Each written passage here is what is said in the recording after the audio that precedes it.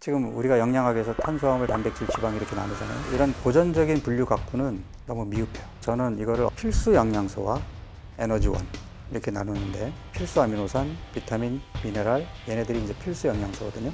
얘네들을 다 제외한 당질과 지방은 에너지원이죠. 가공식품에 필수 영양소가 얼마나 있냐고. 식이섬유 다 걷어내죠. 거의 당질과 지방만 있는 거잖아요.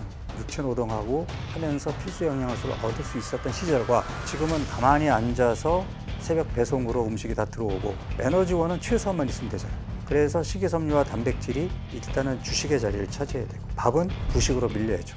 스위치온 다이어트 2부 이어가겠습니다. 박용우 교수님과 함께합니다. 교수님 안녕하십니까? 네, 안녕하세요. 박용우입니다. 튜토리얼로 저희가 시작을 했으니까 그 이후에 관리를 어떻게 해야 되느냐 생각해 보려고 하거든요. 4주만 해봅시다라는 게 사실은 미끼를 던진 거거든요. 4주 후에 너무 몸이 좋은 거야. 나 더 하고 싶은데, 막 신났어. 막 체중도 줄고 막 몸이 너무 좋아. 내 몸이 더 좋아지는데 뭐 8주, 12주 해도 되죠. 문제는 뭐냐면 한없이 좋아지지 않아요. 우리 몸이 어느 시기에는 정체기가 옵니다. 그럼 그때는 무리하지 말고 여기까지인가 보다 하고 그 다음에 이제 유지기로 넘어와야죠. 유지기는 뭐 얼만큼 유지하면 좋다라는 또 기간이 있을까요? 올 10월, 11월에 이제 또 새로 책이 나오거든요. 이 책에서 이제 좀 더 자세하게 설명을 할 텐데, 내가 다이어트라고 표현을 했더니 그러면 그 다이어트는 4주만 하면 끝나는 거예요? 4주 끝나면 그 다음에 밀가루 먹고 막 야식해도 돼요? 이런 질문을 너무 많이 받는 거예요. 당연히 안 되죠. 건강을 위해서 평생 해야 되는 게 다이어트인 거고, 스위치온 다이어트는 그중에서 내 몸이 망가졌을 때 하는 4주 치료 프로그램이고, 4주 치료 프로그램에서 나왔으면 다시 다이어트를 해야죠. 제가 어떻게 비유를 하냐면, 내가 감기 걸렸어요. 치료받아야죠. 치료받았어요. 그래서 감기에서 났어요. 그럼 다음에 감기 안 걸리나요? 걸리죠 또. 네, 또 치료받아야죠. 걸리면. 그렇지만 그 다음에 감기에 안 걸리기 위해서 내가 관리를 할 수 있죠. 잘 챙겨 먹고 잘 자고 뭐 비타민C도 챙겨 먹고 이러면서 4주 치료 프로그램인 스위치온을 해서 내 몸이 건강해졌으면, 그 다음에 이 건강한 몸을 유지하려는 관리 다이어트를 해야 되잖아요. 그 관리 다이어트를 하다가 또 몸이 망가졌으면 다시 치료 프로그램으로 들어가면 되잖아요. 유지기의 개념은 다음에 다시 치료 프로그램으로 들어가기 전에 준비 단계인 거잖아요. 그럼 이 유지기는 일반 관리 모드랑은 또 좀 달라야죠. 그래서 그 유지기의 경우에는 조금은 융통성이 있으나 스트릭트하게, 4주 치료 프로그램은 예외 없이 철저하게 해야 된다면, 유지기에 해야 되는 거는 떨어진 기초대사량을 회복시키고 근육을 회복시켜야 되거든요. 첫 번째가 잘 먹어야 돼요. 그래서 유지기에는 내가 간헐적 단식을 주 1회만 하거나 하지 말라 그래요. 그 다음에 치팅데이를 줘요. 근데 치팅데이를 그냥 줘버리면 무너지거든요. 그래서 주말에 토요일 점심이나 일요일 점심 이렇게 끼니를 딱 정해놓고 묶어놓고, 금기 음식인데 너무 먹고 싶어? 그러면 토요일 점심이나 일요일 점심에 먹으라는 거죠. 그렇게 정해놓지 않으면 야금야금 점점 늘어나면서 금방 망가지거든요. 내가 오늘 프라이드 치킨이 너무 먹고 싶어? 참 토요일 점심에 먹으면 되겠네. 그렇게 해서 참으라는 거죠, 주중에는. 이게 유지기의 전략이에요. 유지기에 회식이 잡혔어요. 그러면 뭐 술도 먹고 치킨 아까 말씀하셨던 거 먹을 수도 있고 한데, 그냥 불가피하게 뭐 이제 나 4주 어쨌든 했으니까 한번 먹었다 이러면 혹시 어떻게 수습하는 방법도 있나요? 이게 유지기냐 아니면 치료에서 졸업한 관리기냐에 따라서 다른 거죠. 그러니까 유지기에서는 최대한 자제해야 되고, 관리하는 모드에서는 조금 더 융통성을 발휘할 수는 있죠. 오늘 금기 음식을 먹어서 약간의 죄책감을 느낀다? 되게 그런 사람들이 다음날 간헐적 단식을 해서 굶을까? 이런 생각하는데, 그러면 안 돼요. 간헐적 단식의 핵심은 잘 챙겨 먹다가 굶어야 돼요. 오늘 내가 금기 음식을 먹었다고 그 다음날 하는 게 아니라, 그 다음날일수록 오히려 건강한 음식을 잘 챙겨 먹고 그 다음에 간헐적 단식을 해야죠. 이거 대다수는 잘못하고 있던데요. 전날 먹었으니까 다음날이 막 후회하면서 쫄딱 굶고, 근데 건강하게 먹고 단식으로. 간헐적 단식의 효과를 보기 위해서는 잘 챙겨 먹는 게 선행돼야 돼요.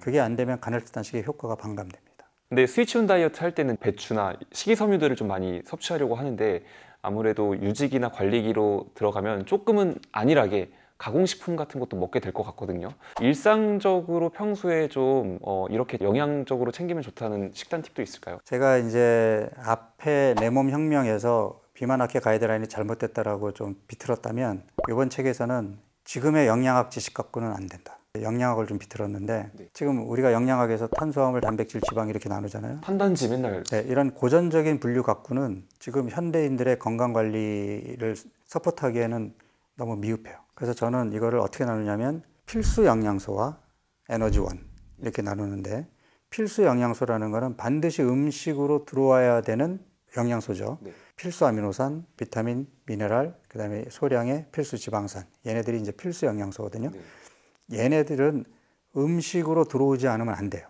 우리 몸에서 못 만들어내요. 그리고 얘네들을 다 제외한 당질과 지방은 에너지원이죠. 에너지원이 내 몸에서 필요한 이유는 필수 영양소를 얻기 위해서 필요한 거죠. 가공식품에 네. 필수 영양소가 얼마나 있냐고. 식이섬유 다 걷어내죠. 거기 당질과 지방만 있는 거잖아요.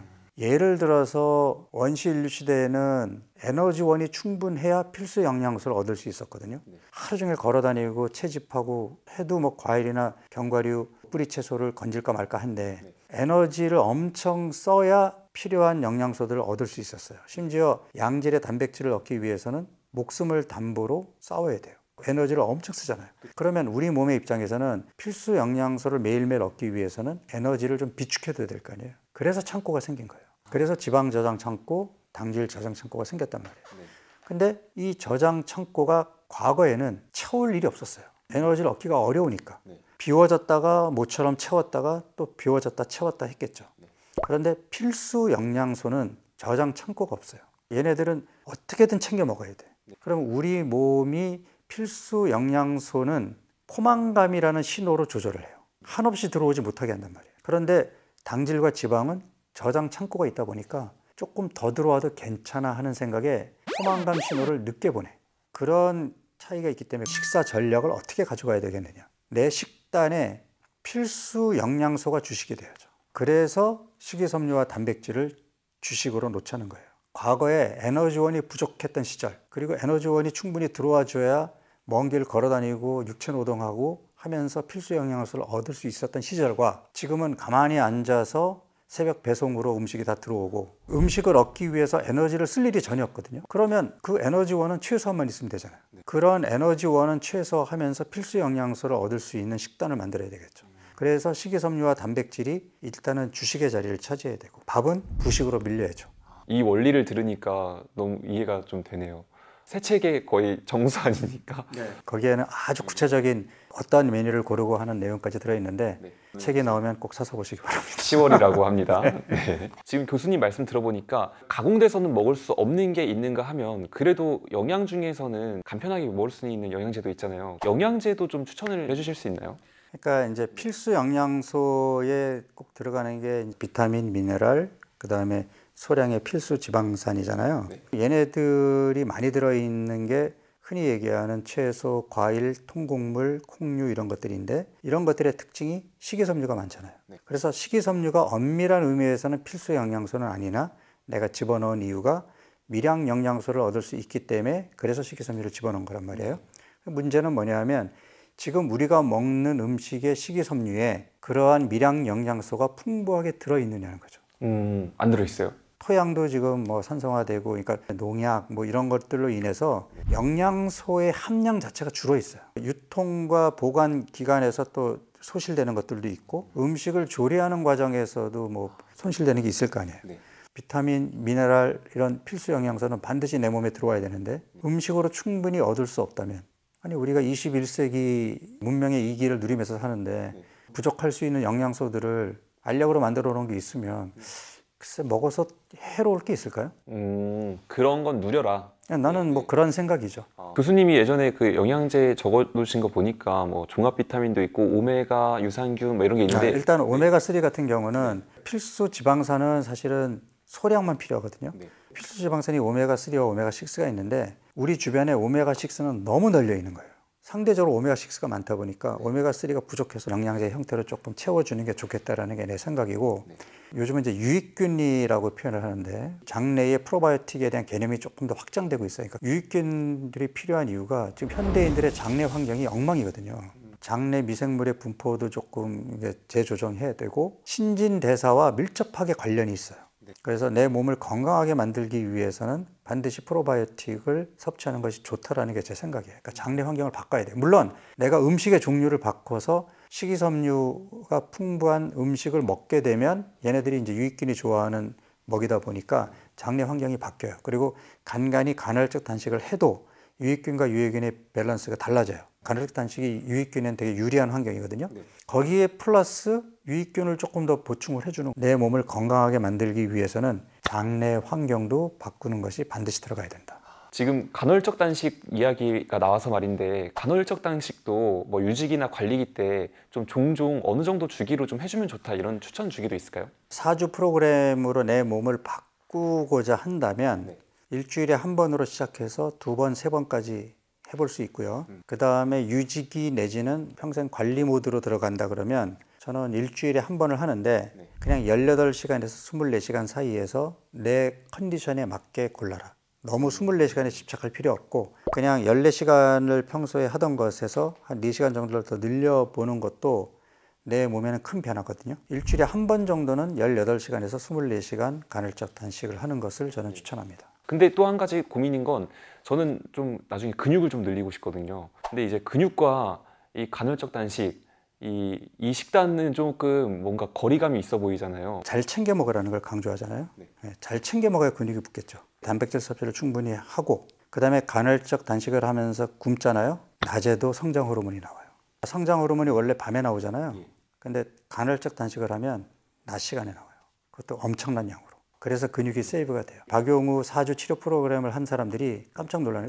그 전에 다이어트 할 때는 근육도 빠졌는데 근육은 안 빠지고 지방만 빠졌어요. 심지어 어떤 분들은 저는 근육이 늘고 지방이 빠졌어요. 다이어트 하면서 근육이 늘고 지방이 빠지는 게 쉬운 게 아니거든요. 그럴 수 있는 게 간헐적 단식의 힘이에요. 근데 오늘 선생님 말씀을 듣다 보니까 빨리 그 유지기의 행복을 맛보고 싶다. 그리고 그 이후에도 내가 그 체질 바꾼 걸로 한번 건강하게 살아보고 싶다는 생각이 드는데 오늘도 이 영상 보시는 분들께 스위치온 다이어트 꼭 다이어트라는 거에 초점을 맞출 필요 없잖아요. 고민하고 계신 분들께 한 말씀 해주신다면요.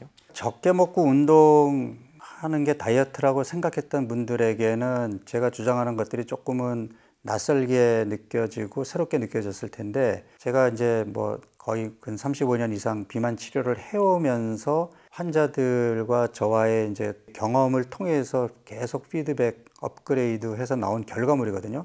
물론 이 프로그램이 정답은 아닐 수 있어요. 그렇지만 제 이제까지의 경험으로는 일단 실천 가능했고 내가 노력한 것 대비 효과가 분명하게 있었고 이런 프로그램이라면 한번 도전해 보셔도 되지 않을까 하는 생각이 들거든요. 그래서 4주 치료 프로그램, 다이어트라고 생각하지 말고 한 번은 내 몸을 정화하겠다라는 그런 마음가짐으로 4주 치료 프로그램을 하시면 내가 건강한 몸으로 바뀌면 이 건강한 몸을 유지하고 싶어질 겁니다. 한번 열심히 해보겠습니다. 오늘 말씀 고맙습니다. 네, 감사합니다.